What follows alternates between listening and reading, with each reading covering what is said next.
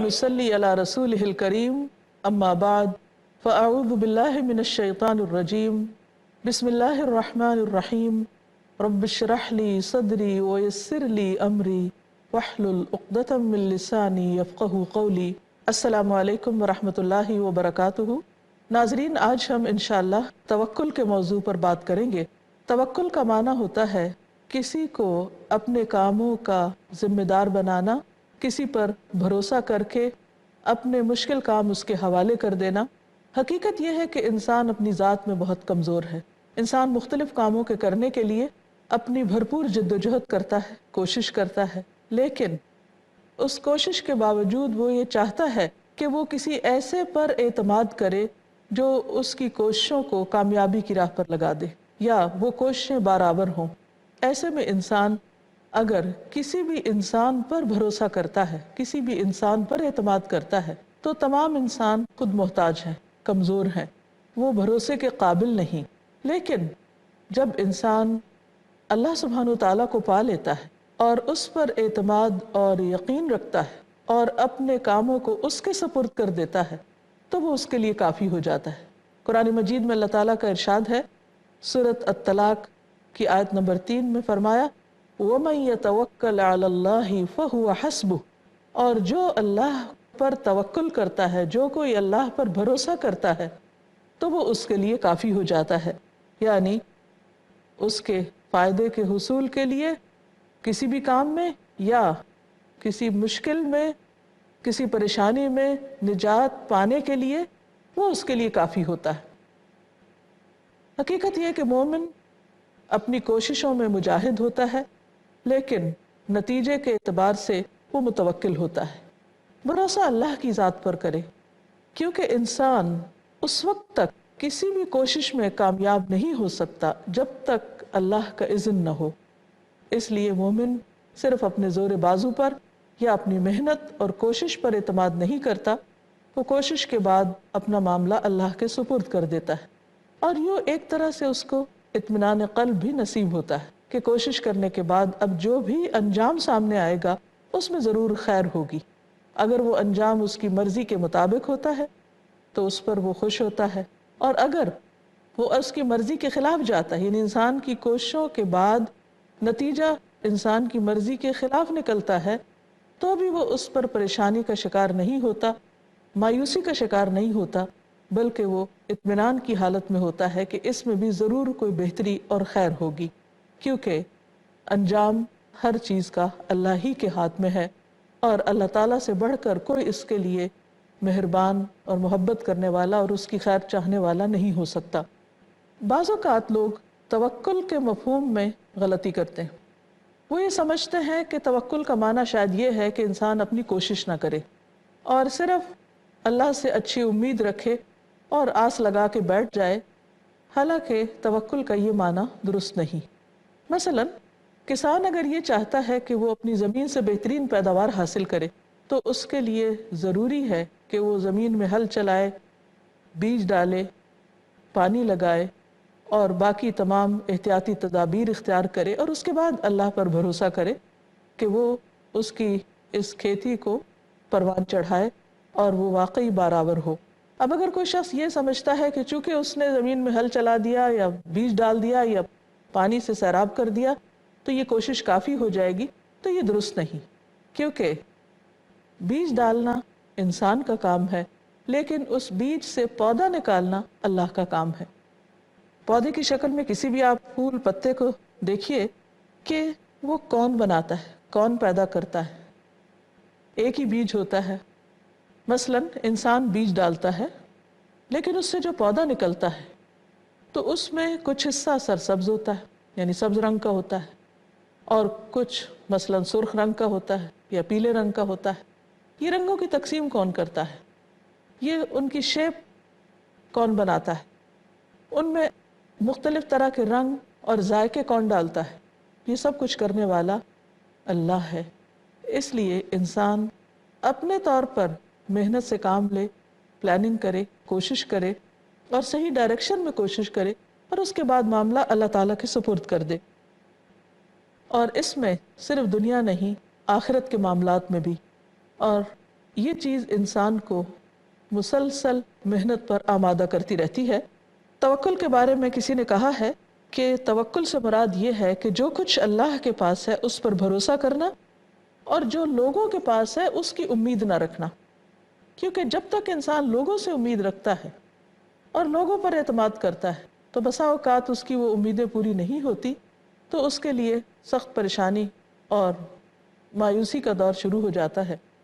اس لیے انسان کو ایسی کیفیات سے بچانے کے لیے توکل کا سبق انسان کو دیا گیا ہے۔ یہاں یہ بات بھی یاد رہے کہ صرف اسباب پر بھروسہ کرنا درست نہیں، بلکہ ایک قسم کا شرک ہے، کیونکہ اسباب اللہ کے ہاتھ میں ہیں، اور اس لیے اللہ کی ذات سے ہی امید رکھی جا سکتی ہے کہ وہ ان اسباب کو کامیابی کی راہ دے۔ مثلاً کوئی شخص پودا حاصل کرنے کے لیے صرف بیج پر بھروسہ نہیں کر سکتا، اسی طرح انسان کے لیے یہ بھی درست نہیں کہ وہ بیج ڈالے بغیر، کوشش کیے بغیر صرف نتائج کی امید رکھے۔ یہ بھی پھر شریعت کا انکار ہوگا، کیونکہ شریعت ہی نے ہمیں یہ سکھایا، اور حکمت کا تقاضا یہ ہے کہ انسان اسباب کا کلی طور پر انکار نہ کرے، اسباب سے بھی کام لے۔ ایک حدیث میں آتا ہے کہ اگر تم اپنے رب پر اس طرح توکل کرو جیسا توکل کرنے کا حق ہے، تو وہ تمہیں اسی طرح روزی دے جیسے پرندوں کو دیتا ہے۔ صبح کو وہ بھوکے اٹھتے ہیں اور شام کو پیٹ بھرے ہوئے واپس آتے ہیں۔ اس کا یہ مطلب نہیں کہ پرندے اپنے گھونسلوں میں ہی بیٹھے رہتے ہیں اور اللہ تعالیٰ ان کو آسمان سے رزق پھینکتا رہتا ہے، ایسا نہیں ہوتا۔ پرندے صبح سویرے رزق کی تلاش میں نکلتے ہیں، سارا دن گھومتے پھرتے ہیں، مختلف درختوں پہ بیٹھتے ہیں، مختلف چیزوں کو اپنی اپنی ضرورت کے مطابق دیکھتے ہیں اور ان تک پہنچتے ہیں، مسلسل جد و جہد کرتے ہیں، کوشش کرتے ہیں، اور پھر اس کوشش کے نتیجے میں وہ اللہ کی رحمت اور فضل سے اپنا رزق پا لیتے ہیں۔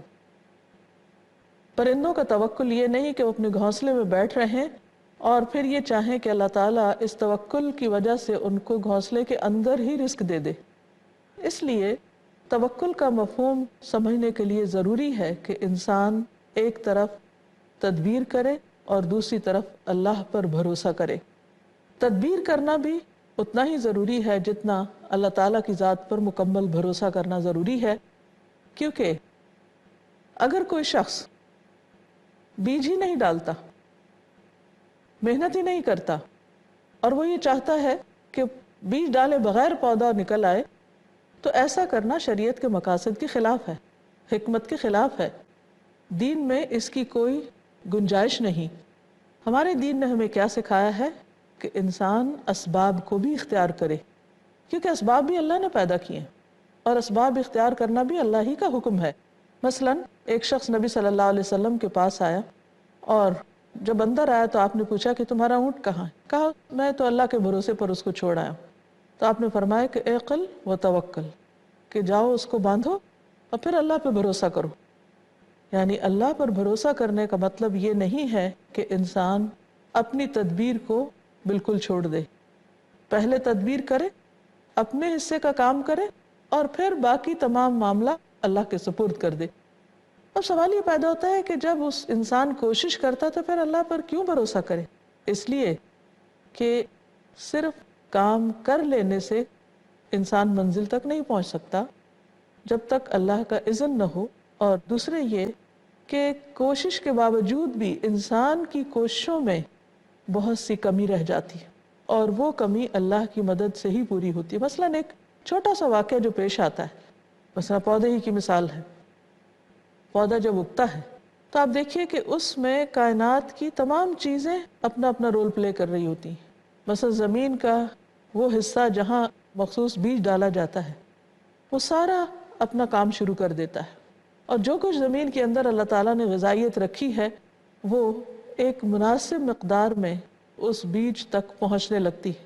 پھر اسی طرح پانی، ہوا، روشنی، اور جو جو پودا باہر نکلتا ہے تو فضا سے مختلف طریقوں سے اس کو جتنی مقدار میں جس چیز کی ضرورت ہوتی ہے اللہ تعالیٰ اس تک پہنچاتے ہیں۔ اب یہ تو آج کے دور میں انسان کوشش کر رہا ہے کہ کہاں ایک پودے کے اگنے میں کیا کیا عوامل کار فرما ہوتے ہیں، اور ابھی بھی انسان کا علم ناقص ہے، وہ مکمل معلومات نہیں رکھتا، لیکن یہ تو آغاز سے ہی جب سے زمین بنی ہے یہاں پر نباتات اگتی چلی آ رہی ہیں، حتیٰ کہ جب انسان نہیں تھا، جب بھی اللہ تعالیٰ کے فضل سے یہ سلسلہ جاری تھا۔ کہ سوال یہ پیدا ہوتا ہے کہ یہ سب کس نے طے کیا کہ ایک پودے کو اگنے کے لیے کون سی چیز کتنی مقدار میں چاہیے، اور پھر وہ چیز اتنا ہی اپنا حصہ اس میں ڈالتی ہے اور وہ کام ہو جاتا ہے۔ یہ سب کچھ اللہ تعالیٰ کے فضل سے ہوتا ہے، اس کے اذن سے ہوتا ہے، اس کی طاقت سے ہوتا ہے۔ اس لیے بندے کے لیے ضروری ہے کہ وہ اللہ پر بھروسہ کرے اور اپنے کاموں کو اس کے سپرد کرے اور پورے دل کے یقین کے ساتھ کرے۔ زندگی میں بہت دفعہ ایسا ہوتا ہے کہ انسان کو ایسی قوتوں سے، ایسے لوگوں سے واسطہ پڑتا ہے کہ جن کا مقابلہ کرنا ضروری ہوتا ہے۔ اس میں انسان اپنی پوری محنت اور کوشش کے بعد جب اللہ پر بھروسہ کرتا ہے تو اللہ تعالیٰ کو یہ بات پسند آتی ہے اور اللہ اپنے ایسے بندوں کی مدد ضرور فرماتا ہے۔ اس لیے یہاں پر فرمایا کہ تم محنت تو کرو، لیکن اگر اللہ کی مدد آئے گی تو تمہاری محنت کامیاب ہوگی، اور اس معاملے میں اللہ ہی پر بھروسہ کرو۔ اس کا فائدہ یہ ہوگا کہ انسان بے جا قسم کی گھبراہٹ اور پریشانی سے بچ جائے گا۔ جب انسان گھبراہٹ اور پریشانی سے بچتا ہے تو اس کا پورا فوکس اور اس کی پوری توجہ اپنے کام پر ہوتی ہے، اور جو کام جتنے اطمینان کے ساتھ کیا جائے اس میں اتنی ہی بہترین کوالٹی پیدا ہوتی ہے، وہ کام اتنا ہی کوالٹیٹیو ہوتا ہے۔ اسی طرح ہم دیکھتے ہیں کہ بسا اوقات انسان زندگی میں بہت سے لوگوں سے ڈر رہا ہوتا ہے، ان کی طرف سے کسی شر یا اذیت پہنچنے کا اس کو خوف ہوتا ہے۔ اس خوف پر بھی قابو پانے کے لیے اللہ پر بھروسہ کرنا ضروری ہے۔ اللہ تعالیٰ نبی صلی اللہ علیہ وسلم کو فرماتے ہیں سورۃ النساء آیت نمبر 81 میں، فَأَعْرِضْ عَنْهُمْ وَتَوَكَّلْ عَلَى اللَّهِ وَكَفَى بِاللَّهِ وَكِيلًا۔ ان سے اعراض کرو، یعنی ان کی پرواہ نہ کرو، ان کی باتوں کی یا ان کی اذیتوں کی، اور اللہ پر بھروسہ رکھو، اور اللہ پر بھروسہ کرنا ہی کافی ہے، یعنی اللہ کا وکیل ہونا کافی ہے۔ وہ تمہارے تمام کاموں کو سنوار دے گا، تمہاری تمام امور کو درست کر دے گا۔ اس لیے بندوں کے معاملات میں بندوں سے ڈرنے کی ضرورت نہیں، اللہ پر بھروسہ کرنا ہی کافی ہے۔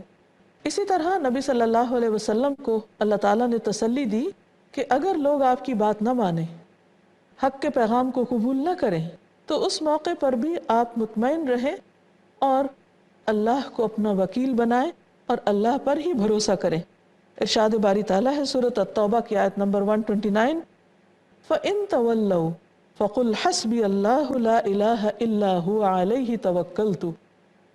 اگر وہ اعراض کریں، منہ موڑ جائیں، تو ان سے کہہ دو کہ مجھے میرا اللہ ہی کافی ہے، جس کے سوا کوئی الہ نہیں، میں اسی پر بھروسہ کرتا ہوں۔ یعنی اس موقع پر بھی اللہ کا دامن تھام لو، کیونکہ بہت دفعہ ایسا ہوتا ہے کہ دین کا معاملہ نہ بھی ہو، دنیاوی معاملات میں بھی انسان کو لوگوں کی طرف سے بعض اوقات بے رخی اور بے نیازی کا سامنا کرنا پڑتا ہے۔ بہت سے لوگوں کی بے وفائی کی وجہ سے پریشان حال ہوتے ہیں اور اپنی زندگی کو مزریبل بنا لیتے ہیں۔ بعض اوقات کسی کی طرف سے ملنے والی مدد ختم ہو جاتی ہے، کسی کا ساتھ، کسی کی دوستی، کسی کا جو تعاون ہے وہ ختم ہو جاتا ہے۔ ایسے میں انسان اپنے آپ کو دنیا میں تنہا، بے یار و مدد